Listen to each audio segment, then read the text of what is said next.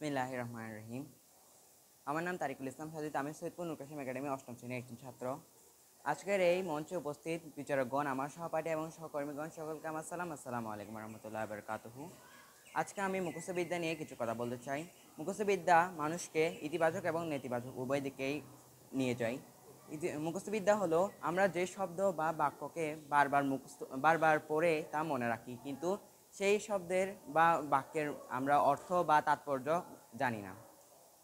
মুখস্থবিদ্যার অনেক ইতিবাচক দিকও রয়েছে, আবার মুখস্থবিদ্যার অনেক নেতিবাচক দিকও রয়েছে। মুখস্থবিদ্যার ইতিবাচক দিকগুলো সম্পর্কে আমি এখন আলোকপাত করতে যাচ্ছি। মুখস্থবিদ্যা আমাদের বহু কাজে সহায়তা করে, যেমন আমরা ছোটোবেলায় নামতা মুখস্থ করেছি। এই নামতাগুলো আমাদের অঙ্কে খুবই সহায়তা করে। এই নামতাগুলো আমাদের পরীক্ষায় সময় বাঁচাতেও অনেক সহায়তা করে।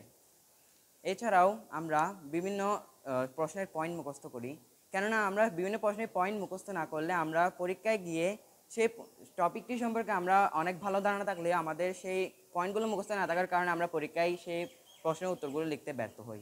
এছাড়াও আমরা বিভিন্ন ধরনের কবিতা মুখস্থ করি। এই কবিতাগুলো মুখস্থ করার মাধ্যমে আমাদের উচ্চারণের ত্রুটিগুলো দূর হয়। কিন্তু মুখস্থবিদ্যার অনেক ইতিবাচক দিক থাকলেও মুখস্থবিদ্যার ইতিবাচক দিক থেকেও মুখস্থবিদ্যার নেতিবাচক দিকের প্রভাব আরও বেশি। মুখস্থবিদ্যার নেতিবাচক দিকগুলো হলো আমরা বিভিন্ন ধরনের মুখস্থবিদ্যার মাধ্যমে আমরা বিভিন্ন টপিক মুখস্থ করি, কিন্তু সেই টপিকগুলো সম্পর্কে আমরা বিস্তারিত বর্ণনা জানি না। যেমন আমরা এ প্লাস বি আমরা ছোটো থেকে শিখে এসেছি, a plus b whole square equals to a square plus twice a b plus b square.